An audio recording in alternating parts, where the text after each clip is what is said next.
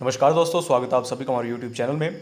पहला प्रश्न है कि निम्नलिखित में से कौन से तत्व सोलर सेल में उपयोग किए जाते हैं। Which of the following elements is are used in solar cells. तो इस प्रश्न का राइट आंसर आपको पता ही होगा।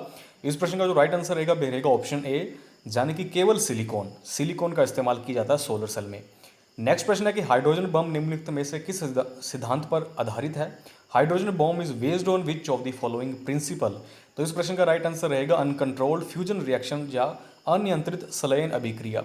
जो सूर्य या तारों में जो ताप बनता है वो भी संलयन अभिक्रिया के कारण ही बनता है, फ्यूजन रिएक्शन के कारण वही बनता है। और जो एटम बम है वो इनके अपोजिट सिद्धांत पर काम करता है। हाइड्रोजन बम के या वो करता है न्यूक्लियर फिशन रिएक्शन के सिद्धांत पर। नेक्स्ट प्रश्न है कि निम्नलिखित युग्मों पर विचार कीजिए। चावल के सामने दे रखा कार्बोहाइड्रेट, मूंग के सामने प्रोटीन, मूंगफली के सामने बसा। आपको ये कहा जा रहा है कि उपयुक्त युग्मों में से कौन से सही से सम्मिलित हैं। Consider the following pairs: rice carbohydrates, moong protein, groundnut fat. तो देखिए, चावल से हमें कार्बोहाइड्रेट ही मिलता है, बिल्कुल सही है। मूंग यानी दालों से आपको पता प्रोटीन ही मिलता है। मूंगफली से हमें बसा। तो ये तीनों ही सही से सुमेलित है, यानी कि इस प्रश्न का जो राइट आंसर रहेगा ऑप्शन डी 1, 2 और 3। उपर्युक्त सभी युग्म सही से सुमेलित हैं। गेहूं, चावल, मक्का, बाजरा। देखिए, चावल की जगह आपको गेहूं भी लिखा हुआ आ सकता है, तो आपको पता होना चाहिए कि हमें किन किन से कार्बोहाइड्रेट मिलता है। गेहूं, चावल, मक्का, बाजरा, ज्वार से कार्बोहाइड्रेट। दालें जैसे चना, मटर, उड़द, मूंग, अरहर तथा मसूर से प्रोटीन प्राप्त होता है। तेल वाले बीजों से जैसे सोयाबीन, मूंगफली, तिल, अरंड, सरसों, अलसी, सूरजमुखी से हमें आवश्यक वसा प्राप्त होती है। इसी प्रकार सब्जियों, मसालों तथा फलों से हमें विटामिन तथा खनिज लवण और कुछ मात्रा में प्रोटीन, वसा तथा कार्बोहाइड्रेट भी प्राप्त होते हैं। नेक्स्ट प्रश्न है कि निम्नलिखित में से कौन से प्राकृतिक परितंत्र के उदाहरण है। Which of the following is are an example of a natural ecosystem. जो नेचुरल है, तो इस प्रश्न का देखिए राइट आंसर रहेगा तालाब, झील। खेत और बगीचा मैन मेड है, तो इस प्रश्न का राइट आंसर रहेगा ऑप्शन सी 1 और 2। वन, तालाब तथा झील प्राकृतिक परितंत्र के उदाहरण है तथा बगीचा व खेत मानव निर्मित परितंत्र के उदाहरण है। Forest, ponds and lakes are examples of natural ecosystems and gardens and fields are examples of man-made या artificial ecosystems। नेक्स्ट प्रश्न है कि मेरी कल्चर इज कंसर्न्ड विद। तो इस प्रश्न का देखिए जो राइट आंसर रहेगा ऑप्शन ए, भोजन के लिए समुद्री मछलियों के संवर्धन से, the cultivation of marine fishes for food. Option A इस प्रश्न का राइट आंसर रहेगा। नेक्स्ट प्रश्न है कि अनाज भंडारण में निम्नलिखित में से किसका या किनका प्रयोग जैव कीटनाशकों के रूप में किया जाता है। Which of the following is are used as biopesticides in grain storage. तो इस प्रश्न का देखिए राइट आंसर रहेगा हल्दी और नीम की पत्तियां। ऑप्शन ए 1 और 2, जो नील हरित शिवाला उसका इस्तेमाल किया जाता है बायो फर्टिलाइजर के रूप में। तो हल्दी और नीम की पत्तियां इस प्रश्न का राइट आंसर रहेगा। नीम की पत्तियां तथा हल्दी का विशेष रूप से जैव कीटनाशकों के रूप में अनाज भंडारण में प्रयोग किया जाता है, जबकि नील हरित शिवाल का प्रयोग खेती में जैविक खाद के रूप में प्रयोग किया जाता है, ऑर्गेनिक मैन्योर के रूप में एग्रीकल्चर में। नेक्स्ट प्रश्न है कि निम्नलिखित पर विचार कीजिए और आपने बताना कि उपयुक्त में से कौन देशी गाय की नस्ल है। Consider the following which of the above are indigenous cow breeds. Red Sindhi, Jersey, brown Swiss और नंबर 4 पर साहिवाल।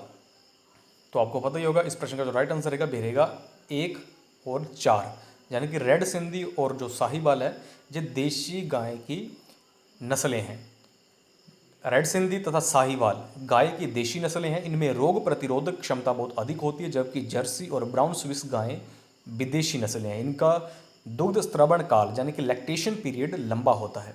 नेक्स्ट प्रश्न है कि निम्नलिखित में से कौन सा युग्म रवि और खरीफ की फसलों का सही युग्म नहीं है। देखिए नहीं कहा गया है, तो गेहूं और यानी कि आपको दो फसलें दे रखी हैं हर ऑप्शन में। इनमें से पहली वाली रवि और दूसरी खरीफ है, लेकिन एक ऑप्शन ऐसा है जिसमें जो गलत युग्म दे रखा है, उसमें या तो दोनों ही खरीफ दे रखी हैं या दोनों ही रवि दे रखी हैं। इस तरीके से आपने बताना कि कौन सा जो युग्म है वो रवि और खरीफ की फसलों का सही युग्म नहीं है। तो इस प्रश्न का जो राइट आंसर रहेगा ऑप्शन बी उड़द और सोयाबीन। इसके अलावा गेहूं क्या है, रबी की फसल है। धान क्या है, खरीफ की फसल। उड़द क्या है, ये तो गलत है। सरसों क्या है, रबी की फसल। अरहर क्या है, खरीफ की फसल। अलसी क्या है, रबी की फसल। और मक्का किसकी फसल है, खरीफ की फसल। इसलिए ऑप्शन जो बी है वो गलत है। ऑप्शन बी गलत है। ऐसी फसलें जो ग्रीष्म और वर्षा ऋतु यानी कि जून से अक्टूबर में उगाई जाती हैं खरीफ फसलें कहलाती हैं। धान, सोयाबीन, अरहर, मक्का, मूंग तथा उड़द खरीफ फसलें हैं। ऐसी फसलें जो शीत ऋतु यानी कि नवंबर से अप्रैल में उगाई जाती हैं रबी फसलें कहलाती हैं। गेहूं, चना, मटर, सरसों तथा अलसी रबी की फसलें हैं। नेक्स्ट प्रश्न है, एक उपभोक्ता स्तर से दूसरे उपभोक्ता को जैव मात्रा का कितने प्रतिशत भाग स्थानांतरित होता है? But percentage of organic matter is transferred from one consumer level to another. तो इस प्रश्न का राइट आंसर रहेगा ऑप्शन ए 10%। क्या रहेगा इस प्रश्न का राइट आंसर? Option A 10%। तो जी आप देख ही सकते हैं कि उपभोक्ता कौन होते हैं और उत्पादक कौन होते हैं। उत्पादक होते हैं जो भोजन का निर्माण कर रहे हैं और जो उनको उनके द्वारा भोजन का जो निर्माण किया गया उसे कंज्यूम करेगा, उन्हें हम कंज्यूमर कहते हैं। और एक जो उपभोक्ता होता है वो किसी के लिए उत्पादक भी हो सकता है। जैसे देखिए पेड़ पौधे क्या है? उत्पादक।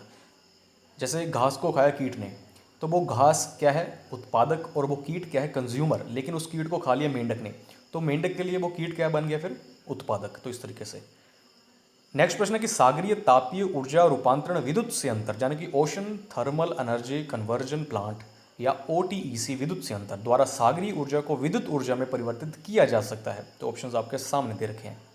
अब देखिए आपको ऐसा लग रहा हो कि ऐसे प्रश्न थोड़ी ना पूछे जाएंगे इतने बड़े बड़े। पहली बात देखिए जो प्रश्न है 7th और 8th क्लास का, और जनरली जो आपको पूछी जाती है आपका और आपके जो एग्ज़ाम का लेवल है वो +2 लेवल का। और साइंस देखिए कोई भी एग्ज़ाम हो 10th लेवल की ही जो बेसिक रहती है वही पूछी जाती है। और देखिए जे प्रश्न पिछली बार एग्ज़ाम में पूछा गया, देखिए आपके तो एग्ज़ाम में न्यूमेरिकल तक साइंस के पूछे गए हैं। तो प्रश्न बिल्कुल बेसिक हैं, जो सारे ऐसे ही प्रश्न आपको पूछे जाने वाले, इनमें से ही आपको प्रश्न देखने को मिलेंगे। और जे प्रश्न पूछा गया उसमें प्रश्न का जो रूप है वो जे नहीं था। मैंने आपको देखिए प्रश्न इस तरीके से मैं इसलिए लाता हूँ कि ज़रूरी नहीं है कि जो मैं आपको जानकारी दे रहा हूँ सिर्फ वही पूछी जाए, उससे रिलेटेड कुछ और भी आपसे पूछा जा सकता है। इसलिए उस टॉपिक से रिलेटेड आपको सारी जानकारी मिले ताकि कोई भी प्रश्न और आपसे पूछ लिया जाए तो आप उसको हल कर पाएँ। और इससे होता क्या कहानी के रूप में एक आपकी अंडरस्टैंडिंग बन जाती है, आपको ज़्यादा दिमाग में याद नहीं करना पड़ता। तो प्रश्न क्या पूछा गया था फॉरेस्ट गार्ड के जो प्रीवियस ईयर एग्जाम है वहाँ पर यह पूछा गया था कि महासागर के पृष्ठ पर जल का ताप तथा 2 किलोमीटर की गहराई पर जल के ताप में कितना अंतर होता है? तो 20 डिग्री सेल्सियस ये प्रश्न पूछा गया था। तो इस प्रश्न का भी राइट आंसर क्या रहने वाला? ऑप्शन है जब महासागर के कब OTEC सागरीय ऊर्जा को विद्युत ऊर्जा में परिवर्तित कर सकता है? जब महासागर के पृष्ठ पर जल का तापमान तथा 2 किलोमीटर की गहराई पर जल के तापमान में 20 डिग्री का अंतर हो। तो ये है इस प्रश्न का right answer. When there is a difference of 20 degrees Celsius between the temperature of the water at the surface of the ocean and the temperature of the water at depth of 2 kilometre. तो ये थे आज के प्रश्न। I hope आपको ये video अच्छी लगी होगी। देखिए साइंस की क्लासेस तो चल रही हैं, लेकिन अगर आपको ऐसा हो सकता है कि बीच बीच में किसी और क्लास अगर चाहिए कि सर जे वाले प्रश्न लेकर आइए, जब इस टॉपिक से रिलेटेड प्रश्न या इस सब्जेक्ट से प्रश्न रिलेटेड, तो बीच बीच में हम वो वाली क्लासेस भी कंटिन्यू कर सकते हैं। जे वाली तो देखिए रेगुलर चलेंगी ही। तो इस वीडियो में इतना ही। आई होप आपको जो वीडियो अच्छी लगी होगी। तो वीडियो अच्छी लगी तो वीडियो को लाइक भी कीजिएगा, शेयर कीजिएगा, और चैनल पर पहली बार आए हैं तो चैनल को सब्सक्राइब और बेल आइकन को जरूर प्रेस कर लीजिएगा।